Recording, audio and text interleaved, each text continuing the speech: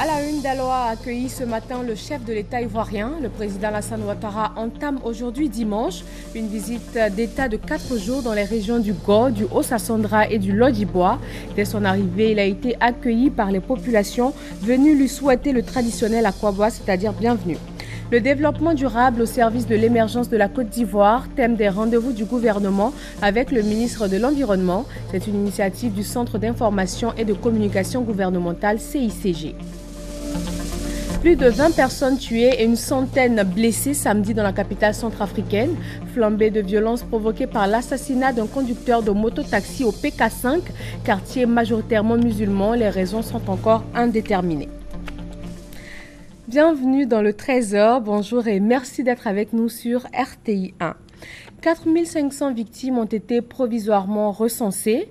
Une prise en charge médicale et psychologique et financière des blessés de guerre est en cours. 1000 ayants droit de personnes décédées ont reçu symboliquement 1 million de francs CFA. Nous parlons des indemnisations liées aux différentes crises que la Côte d'Ivoire a traversées.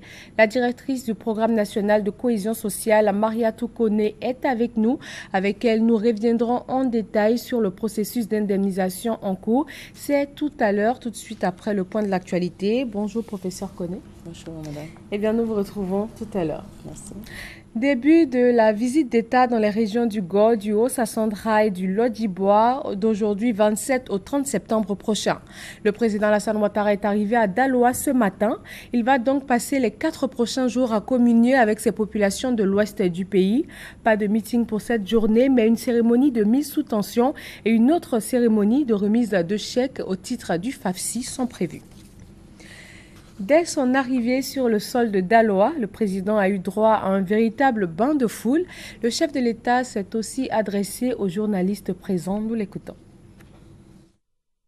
Vous savez, le Haut-Sassandra est une belle région de notre Côte d'Ivoire, un endroit de brassage des populations. Et évidemment, après ce que nous avons vécu avec la crise post-électorale, c'était important que je vienne ici pour continuer de lancer un message de réconciliation, de paix et aussi de développement. C'est une région qui est très riche et nous entendons développer un certain nombre de projets. Donc c'est une opportunité pour la Première Dame et moi-même d'être là ce matin, de passer quelques jours dans le Haut-Sassandra, mais aussi dans le Go. À Vavois, les populations ont reçu des présents de la Première Dame en prélude donc à cette visite d'État de son époux.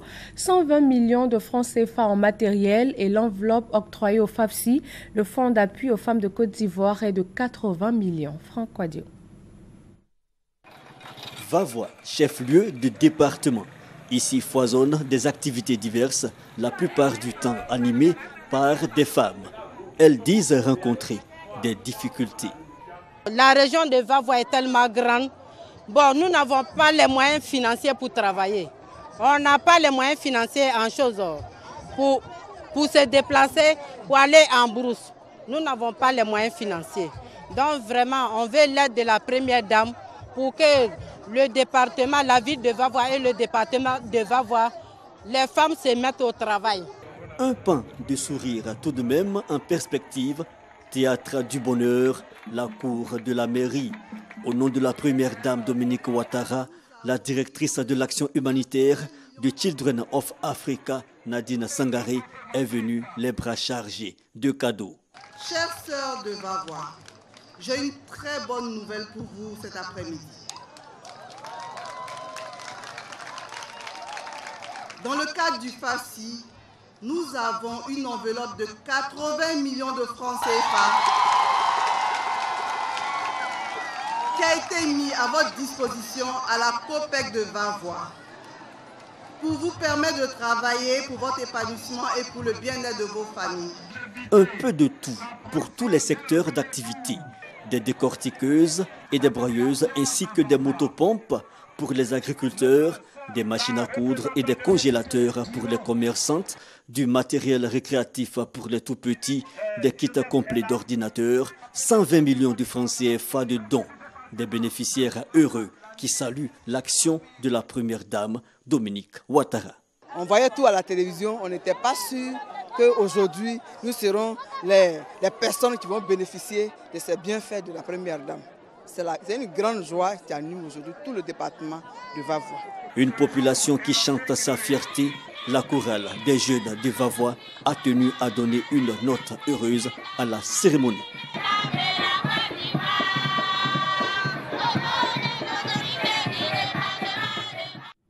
Toujours à Vavois, chef-lieu de département du Haut-Sassandra, les populations attendent beaucoup de cette visite d'État.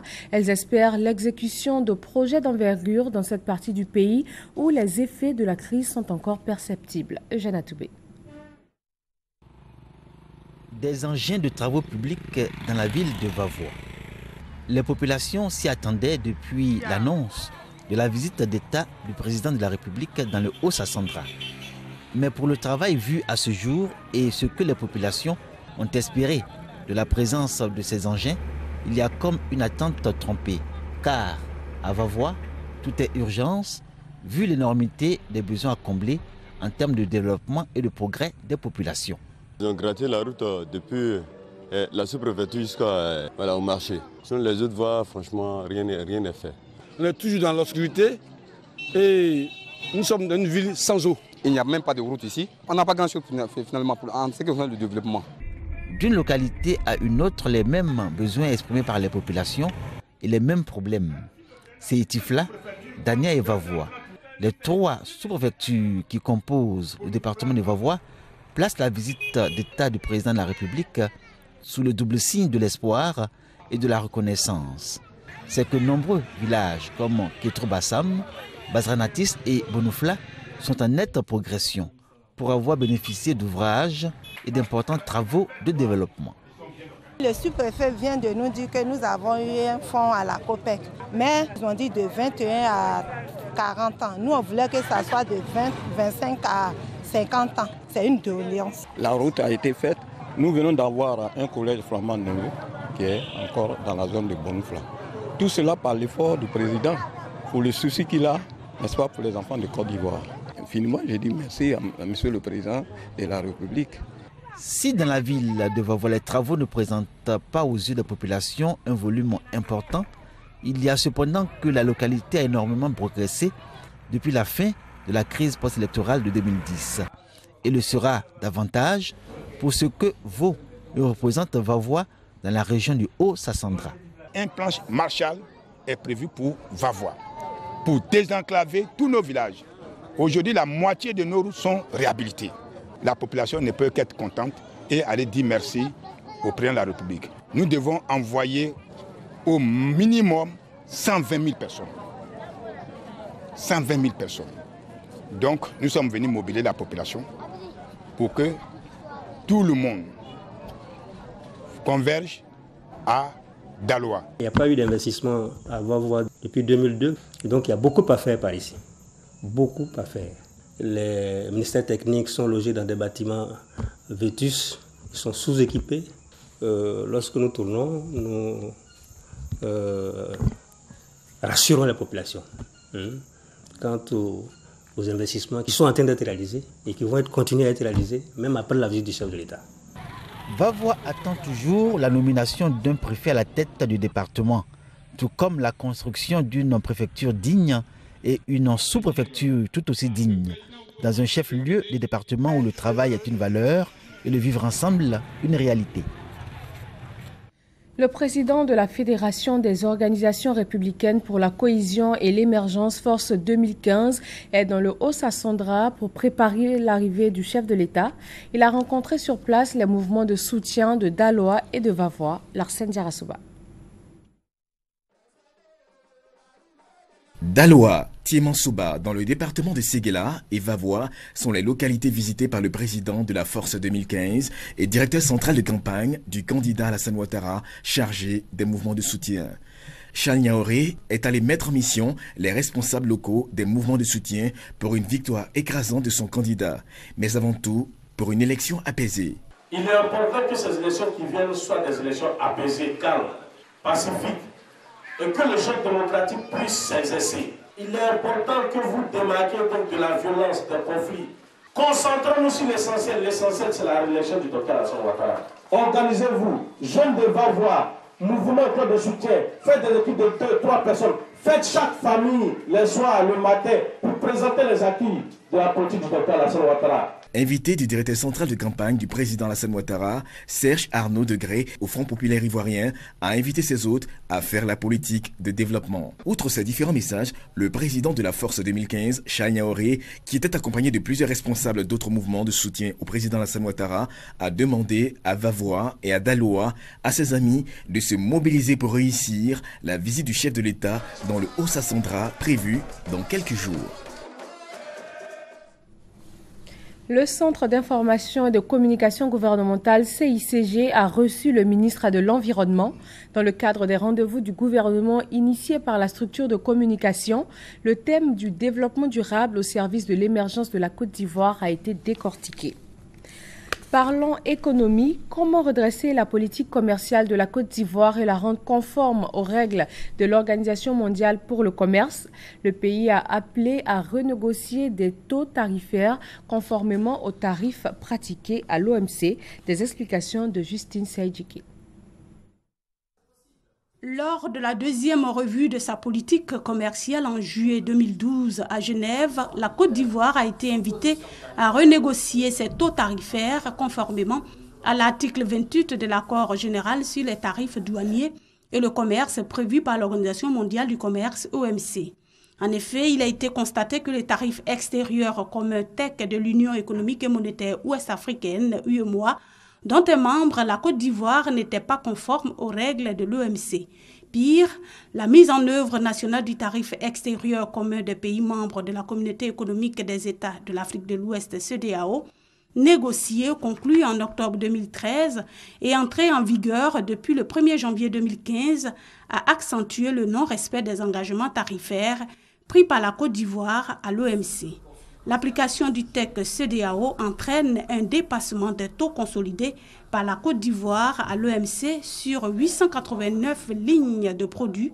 C'est pour mieux outiller les experts chargés de la renégociation que se tient cet atelier. Cette activité avait pour objectif de familiariser les participants avec les obligations à l'OMC de la Côte d'Ivoire et voir quelles sont les modalités pour assurer que le processus d'intégration régionale reste complémentaire et compatible avec le processus d'intégration internationale multilatérale de la Côte d'Ivoire au sein de l'OMC.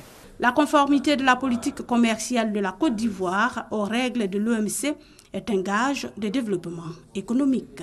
Nous le devons en tant que pays majeur d'ailleurs au niveau de la CEDEAO et pays majeur au niveau de toute la sous-région et au niveau de l'Afrique, faire en sorte que nous soyons en conformité avec nos engagements internationaux vis-à-vis de l'OMC. Les travaux de cette renégociation tarifaire seront coordonnés au plan régional par la CEDEAO. La rencontre a bénéficié de l'appui technique et financier de l'Union européenne, du secrétariat de l'OMC et de l'Organisation internationale de la francophonie, OIF. Elles sont 163 élèves à avoir été primées par la ministre de l'Éducation nationale et de l'enseignement technique. Ces filles qui viennent de tout le pays ont réussi à leurs examens de fin d'année avec brio. La ministre entend encourager les parents à scolariser les filles. Herman Niamia. Balias Grace Emmanuela, 18 ans, admise au baccalauréat session 2014-2015 avec 348 points. Alida Dambélé, 14 ans, lauréate au BEPC avec 188,56 points. Et Doris Kwame, 10 ans, admise au CEPE avec 160,5 points. Comme celle-là, elles sont 163 filles en Côte d'Ivoire cette année qui ont réussi à leurs examens scolaires en obtenant d'excellentes notes. La ministre de l'Éducation nationale et de l'enseignement technique, à travers cette cérémonie, veut les honorer afin de les amener à continuer sur cette voie et aussi encourager les parents à scolariser leurs filles. Vous êtes des modèles pour vos camarades. Demeurez-y par votre acharnement au travail. C'est ainsi que vous continuerez à recevoir les honneurs et la reconnaissance de la République. Faites tache d'huile autour de vous. Les lauréates s'engagent à faire mieux les années à venir afin de toujours mériter la confiance placée en elles. Je vais continuer, je vais faire l'effort de continuer produire encore de meilleurs résultats à l'avenir. Je vais suivre mes études, je vais essayer de bien travailler, de toujours venir dans ce genre d'événements, être une meilleure, un leader de l'Afrique. Je vais aussi bien me préparer pour aborder le cycle secondaire. Je remercie mes encadreurs, je remercie mon maître de maison et je remercie mes parents. Pour cette cérémonie symbolique, seulement 40 lauréates étaient présentes sur les 163. Les lauréates du CEPE et du BEPC ont reçu chacune un diplôme et un kit scolaire. Quant aux bachelières, elles ont reçu chacune un ordinateur portable et un diplôme. Les femmes de la filière café-cacao de San Pedro dans le sud-ouest ivoirien s'unissent pour lutter contre la pauvreté. Elles veulent développer leurs activités agricoles et élever le niveau de leur production. Thérèse Yoboué. Environ 2000 femmes, elles sont venues de plusieurs zones de production de café-cacao pour marquer leur engagement dans la lutte contre la pauvreté.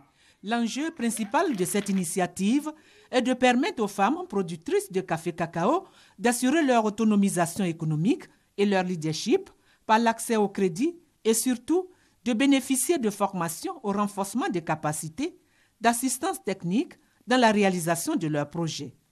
Les gens ne nous considèrent pas. C'est pour cela aujourd'hui, nous femmes productrices, nous faisons le concret. Nous sommes sortis pour créer une fédération pour aider nos régions à sortir de la pauvreté et se prendre en charge. Nous allons travailler avec des régions pour créer des écoles et faire le développement de nos enfants à l'école et se prendre en charge. Touré Massange Litse a rappelé qu'une telle initiative répond pleinement à l'appel du chef de l'État, celui de voir les femmes accorder leur violon au sein d'une structure fédérale forte en vue de lutter contre la pauvreté. Nous avons comme programme l'autonomisation de toutes les femmes de la filière café-cacao. Et vous avez répondu à ce message du chef de l'État qui vous demandait de vous unir, mesdames. Et je voudrais, en présence de toutes les personnes ici présentes, vous féliciter pour cette initiative que vous avez prise. Cette cérémonie était placée sous la présidence de Anne Désirée Ouloto et sous le parrainage de la première dame, Madame Dominique Ouattara, qui a fait don de 11 millions de francs CFA à la Fédération nationale des femmes productrices de café-cacao. Lutte contre les pesticides frauduleux. Après les villes de Korogo et d'Abangourou, le ministère de l'Agriculture forme les acteurs du domaine sur les réglementations en vigueur et les documents à contrôler sur le terrain. Chantal Akanda. En Côte d'Ivoire, les nuisibles et les maladies des plantes provoquent des pertes de rendement considérables chez les producteurs de café-cacao. Malheureusement, le recours aux pesticides n'est toujours pas sans danger pour les utilisateurs et les consommateurs, si les prescriptions d'usage ne sont pas respectées. Une rencontre s'est donc tenue récemment. L'objectif, prendre conscience sur la nécessité de lutter ensemble contre les pesticides non homologués dans notre pays. Alors, ces produits-là ont des conséquences.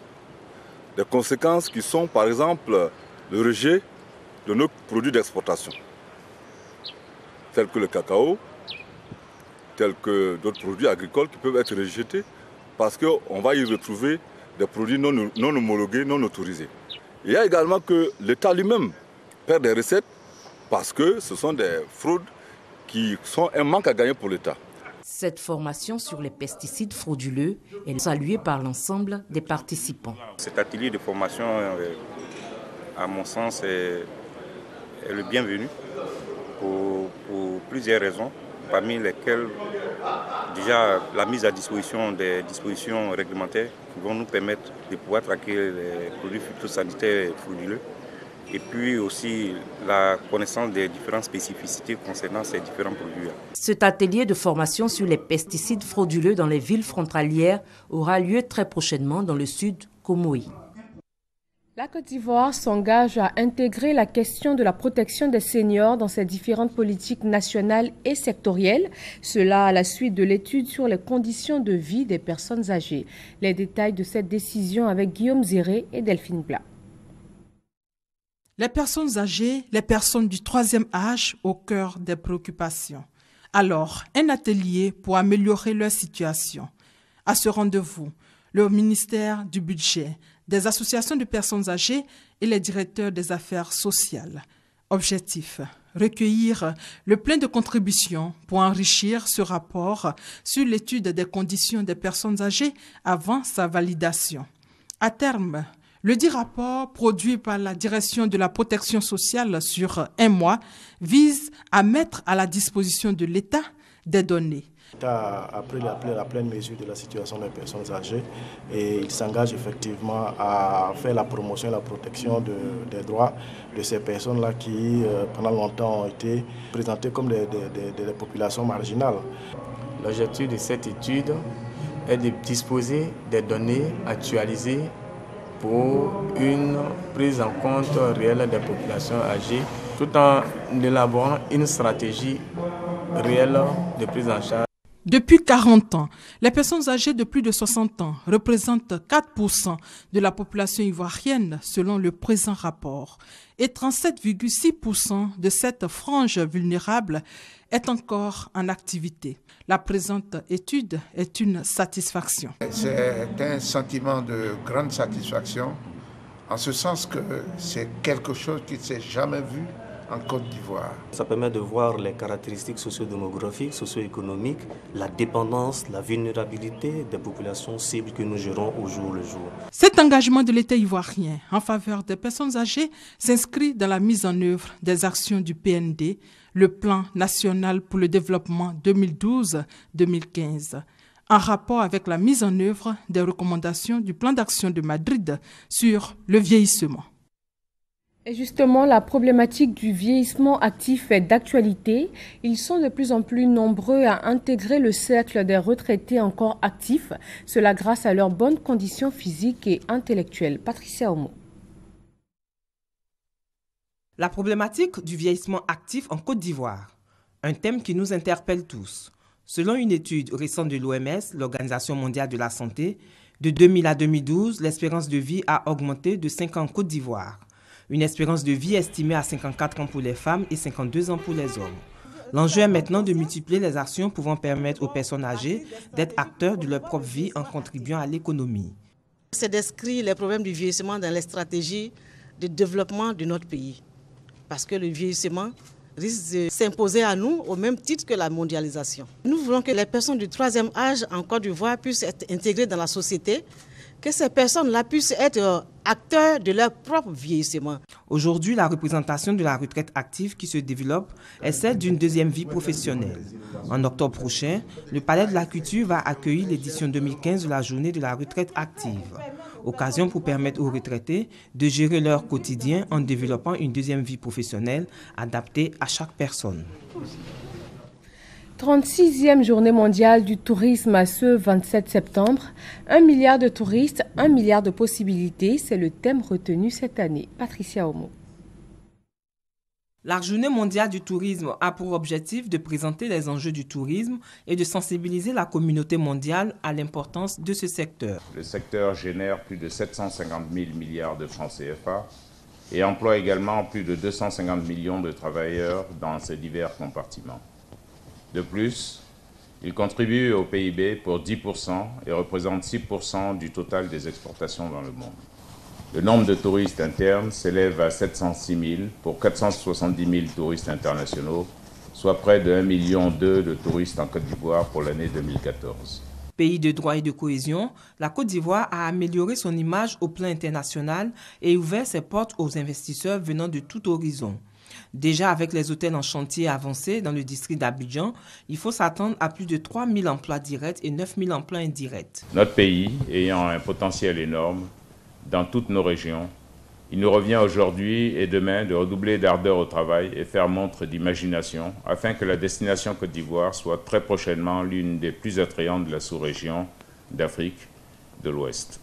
Au nom du gouvernement ivoirien, je souhaite plein succès à la 36e édition de la Journée mondiale du tourisme. Dans de nombreuses régions du globe, le tourisme arrive en tête des activités économiques avec ses répercussions sur l'emploi, le brassage des populations et l'ouverture au monde. En Côte d'Ivoire, la célébration officielle de la Journée mondiale du tourisme aura lieu le 8 octobre prochain à Korogo. L'ambassade de Suisse en Côte d'Ivoire présente désormais un nouveau visage. Les travaux entamés depuis 2011 sont maintenant achevés. L'édifice a été inauguré. Roger Appé et Alexis Ouedraogo. Voici la nouvelle ambassade de Suisse en Côte d'Ivoire. Situé en plein cœur de Cocody, ce nouvel édifice comporte plus de 10 bureaux, une représentation consulaire, des guichets extérieurs et une salle d'attente pour les visiteurs. Cet édifice, selon son ambassadeur, pourra faciliter les relations bilatérales entre la Suisse et la Côte d'Ivoire. Mon rêve de rassembler les opérateurs principaux de la présence suisse dans le pays des éléphants autour d'un effort commun pour donner un signal fort. Le signal que la Suisse a confiance en cette Côte d'Ivoire renaissante et émergente et que mon pays entend encore rehausser son engagement dans le développement économique et social de la Côte d'Ivoire. La stabilité politique de la Côte d'Ivoire et ses potentialités économiques ont permis à la Suisse d'engager d'énormes investissements. Ce sont plus de 300 milliards de francs CFA qui sont investis dans le secteur privé selon l'ambassadeur chaque année. Chose possible grâce à une coopération franche entre les deux pays. Une diplomatie saluée par le secrétaire général du ministère d'État, ministère des Affaires étrangères. Nous sommes convaincus que désormais, avec ce si bel espace, ces relations ne feront que s'accroître. Je voulais donc, au nom du gouvernement, former des vœux pour le renforcement des relations entre la Côte d'Ivoire et la Suisse, et sur ce, souhaiter que nos relations, qui sont déjà excellentes, puissent passer à un palier supérieur grâce à cette acquisition que vous venez de faire. La cérémonie d'inauguration de la nouvelle ambassade de Suisse a été précédée par des journées dites Journées de Suisse, journées au cours desquelles les entreprises suisses en Côte d'Ivoire ont été présentées au grand public. Plus d'une quarantaine d'entreprises interviennent dans des secteurs d'activité comme le commerce et le transport aérien. Elles contribuent au développement économique du pays et emploient une main-d'œuvre importante de jeunes Ivoiriens. Dans l'actualité sur le continent, plus de 20 personnes ont été tuées et une centaine blessées dans les violences qui ont frappé hier samedi Bangui, la capitale centrafricaine. Le calme serait revenu ce dimanche matin. Cette flambée de violence a été provoquée par l'assassinat d'un conducteur de moto-taxi au PK5, quartier majoritairement musulman. Les raisons de cet assassinat sont encore indéterminées. L'armée française a mené ses premières frappes en Syrie. Elles ont été annoncées officiellement par un communiqué de l'Élysée hier dimanche, sans précision des lieux et dates des opérations. Les cibles concernées se situent notamment à Raqqa, la ville du centre du pays qui est considérée comme le fief de l'organisation État islamique. Revenons en Côte d'Ivoire, à Yamoussoukro, les chrétiens de la mission évangélique internationale ont prié pour la paix et la prospérité. Ils ont initié 4 jours de prière, dont 3 jours de jeûne sec. Brahima Doumbia, Kader Sogodego.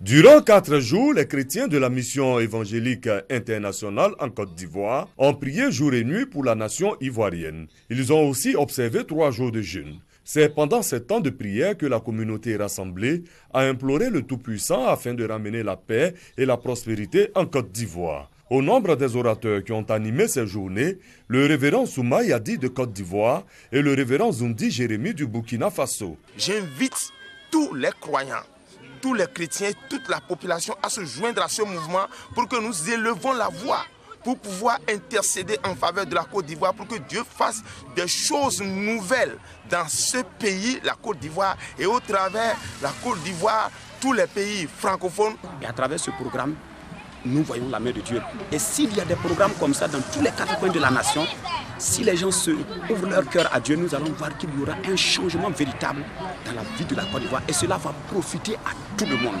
La paix véritable ne vient que de Dieu. Et ça ne vient que par la prière des hommes de Dieu. Pour cela, je rends grâce à Dieu. C'est servi de nous comme le canal pour organiser un tel grand programme en faveur de la richesse de la paix en Côte d'Ivoire. C'est dans la joie et surtout avec l'espérance que Dieu, dans sa miséricorde, va exaucer les prières que les participants se sont quittés.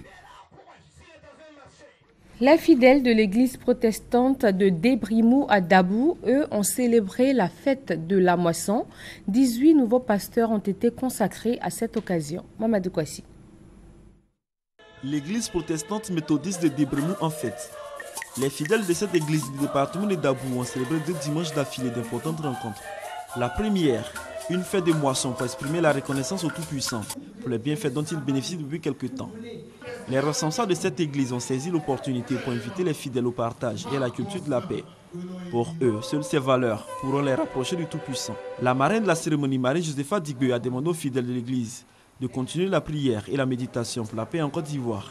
La marraine a également fait don d'une enveloppe de 1 million de francs CFA à l'église protestante méthodiste de Débrémou, ainsi qu'une fanfare. L'autre événement qui a marqué cette église fut la consécration de 18 nouveaux pasteurs. Ces hommes de Dieu ont reçu une mission du pasteur évangéliste Adou Yédé Jonas de parcourir toute la Côte d'Ivoire pour prôner la bonne parole. Il s'agit de prêcher la parole de Dieu afin de guider les peuples sur la voie souhaitée par le Tout-Puissant. Les nouveaux pasteurs ont fait la promesse de prôner le pardon et la tolérance afin de participer à la consolidation de la paix en Côte d'Ivoire. Parlant de paix, des prières ont été dites pour les élections apaisées et pour le développement de la Côte d'Ivoire.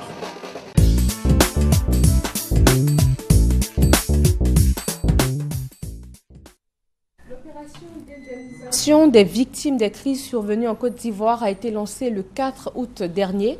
Elle prend en compte les blessés, les ayants droit des personnes décédées. Comment se fait la sélection de ces victimes?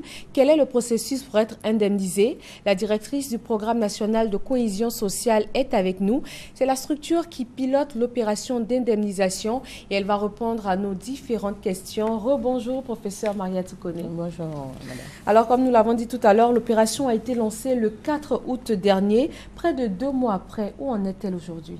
Je remercie à la RTI de donner l'opportunité au Programme national de cohésion sociale de faire le point sur l'indemnisation des victimes. Aujourd'hui, par rapport à l'indemnisation, nous en sommes à 1175 personnes qui ont effectivement reçu réparation de l'État de Côte d'Ivoire par rapport aux préjudices qui ont été subis. D'accord. Et ces 1175 personnes, comment est-ce qu'elles ont été sélectionnées?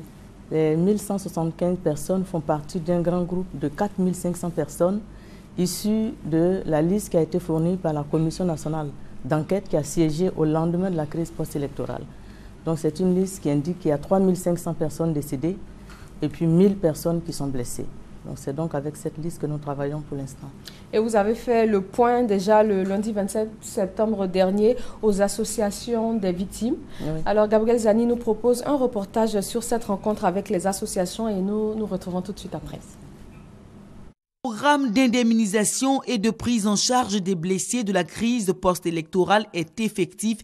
C'est l'assurance donnée par Marietou Koné, la directrice du programme national de cohésion sociale PNCS, aux associations de victimes de la crise ivoirienne. Sur 4500 victimes provisoirement recensées, 1000 ayants droit de personnes décédées ont reçu symboliquement 1 million de francs CFA en guise de compensation. Lancée le 4 août dernier par le chef de l'État, l'opération d'indemnisation des victimes et des ayants droit des victimes prendra plus de temps que prévu. Le PNCS devra attendre la liste définitive de la Commission nationale pour la réconciliation et l'indemnisation des victimes qu'on arrive. 2500 ayants droit de victimes devront donc patienter. C'est pourquoi la directrice du PNCS promet que toutes les victimes civiles et militaires seront effectivement indemnisées. Du 3 au 7 octobre 2015, le PNCS lance l'opération d'indemnisation des victimes du Grand Ouest du pays. En fin juin, 108 listes de victimes pour 16 650 dossiers ont été examinés par la CONARIV. Il en est ressorti 155 000 victimes des crises survenues depuis 1990 en Côte d'Ivoire. Ces listes font l'objet d'un traitement pour éviter les doublons et toute autre anomalie en vue de la consolidation d'un fichier unique. Le suivi est assuré par un comité comprenant les ministères, structures et partenaires techniques impliqués dans le programme. En attendant, l'opération de prise en charge des 1000 blessés graves a effectivement démarré, a constaté vendredi Marietou Koné à l'hôpital militaire d'Abidjan-Achma. 82 cas reçoivent en ce moment les soins appropriés. Alors, professeur Margatou Koné, vous l'avez dit, 1175 personnes ont été indemnisées, d'autres attendent encore. Et nous avons entendu tout à l'heure dans l'élément le processus. Dites-nous concrètement, ça fait beaucoup de monde à gérer. Comment est-ce que cela se fait? Quel est le mode opératoire qui a été mis en place? Je vous remercie. Le mode opératoire mis en place est tout simple. Nous avons mis en place un comité composé de plusieurs représentants de ministères. Il s'agit du ministère de la Justice, du ministère de la Sécurité, du ministère de l'Intérieur, du ministère de la Défense, du ministère des Affaires sociales, du ministère de la Solidarité, de la Famille, de la Femme et de l'Enfant, et surtout du ministère de la Santé pour la prise en charge des blessés, et également le ministère de l'Éducation nationale pour la prise en charge scolaire. Donc c'est cet ensemble de personnes qui siègent dans un comité qui permet au fur et à mesure, par vague de 200, de procéder à l'indemnisation des victimes. Le ministère de la Justice est représenté par la cellule spéciale d'enquête et d'instruction, cellule qui a reçu la liste des 3500 personnes décédées à l'issue de la crise post-électorale. Voilà, ce sont ces personnes-là qui siègent. Et chaque mardi, nous avons une réunion de façon ordinaire, sinon nous nous voyons de façon extraordinaire pour régler les diligences. D'accord. Et l'opération d'indemnisation se fait en différentes phases, c'est bien cela? L'opération d'indemnisation se fait en différentes phases. La phase pilote a eu lieu le mardi 4 septembre en présence du président de la République lui-même pour montrer l'intérêt de la chose. Et puis depuis, nous continuons le processus. Et bientôt, nous allons partir à l'ouest pour délocaliser l'indemnisation. Ce n'est pas seulement Abidjan, c'est l'ensemble du territoire. D'accord. Avant de revenir sur cette étape de l'ouest-là, quelles sont les différentes phases? Vous avez parlé tout à l'heure de la phase pilote. Quelles sont les autres phases à venir? La phase pilote, c'était celle du palais présidentiel. Et maintenant, nous continuons. L'indemnisation, il y a... Disons que nous sommes, après le palais présidentiel, les victimes sont venues au programme national de cohésion sociale pour recevoir réparation, c'est-à-dire les personnes qui ont perdu la vie, les ayants droit des personnes qui ont perdu la vie, et puis les personnes qui sont blessées. Ce sont ces personnes-là que nous avons commencé à traiter, et à l'issue de cela, nous allons continuer sur l'ensemble du territoire national. Et une inquiétude revient à chaque fois. Est-ce que les personnes proches de l'opposition sont prises en compte dans ces indemnisations? Je vous remercie, madame. Je tiens vraiment à rassurer l'ensemble des Ivoiriens. Je dis bien l'ensemble des Ivoiriens que c'est un processus qui est inclusif, qui est participatif, qui se fait sans tenir compte de la religion, sans tenir compte de l'appartenance politique, sans tenir compte de l'appartenance religieuse, sans tenir compte de l'appartenance ethnique. C'est toutes les personnes. Je dis bien toutes les personnes qui ont perdu la vie ont droit à réparation et auront chacune ceux auxquels elles ont droit. Les 1000 blessés également, nous les soignons sous la supervision de Madame le ministre de la Santé, sans tenir compte également de l'appartenance ethnique ni politique. Donc c'est pour vous dire que civils, militaires, tout le monde est pris en compte et de façon intégrale. Vous parliez tout à l'heure des soins. Vous êtes allé dans les hôpitaux pour apporter votre soutien aux victimes qui reçoivent actuellement des soins. Comment vont-elles? Ces victimes-là, heureusement, vont bien. Ce sont des gens qui portaient en elles des séquelles, pour certains depuis 2010, pour certains depuis 2002 même. Mais grâce au président de la République, ces personnes ont reçu un soin, elles ont reçu réparation. Et il y en a qui sont en convalescence. Il y en a d'autres encore qui vont subir une intervention chirurgicale. Pour d'autres, nous allons acheter des prothèses. Mais pour l'instant, l'opération se déroule bien. Et elles sont prises en compte pendant combien de temps, ces victimes qui sont en train d'être soignées? Les victimes qui sont en train d'être soignées sont prises en charge jusqu'à guérison totale. C'est ce à quoi le comité a convenu. C'est-à-dire, tant que les personnes ne sont pas guéries, bien sûr, c'est en fonction des capacités des médecins, voilà. Absolument. Et, voilà, donc c'est la prise en charge totale et intégrale jusqu'à guérison. Et du 3 au 7 octobre prochain, nous notons que les victimes du Grand Ouest vont être indemnisées. Et c'est le programme qui va aller vers ces victimes-là. Combien est-ce qu'elles sont exactement et comment les choses vont se passer sur le terrain là-bas? Je vous remercie. Puisque je vous ai dit tout à l'heure que nous procédons par vague, la première vague qui va recevoir réparation du 3 au 7 comprend 175 personnes. Ce sont 175 personnes des localités de Taï, de Blolequin, de Djokwe et de Man qui vont recevoir réparation. Mais il faut que tout le monde se tranquillise. C'est une première phase et ça va continuer. Voilà. Et sur place dans l'Ouest, il y avait eu des événements, il y avait eu des domiciles incendiés et tout. Le PNCS va apporter sa contribution à la reconstruction de ces maisons?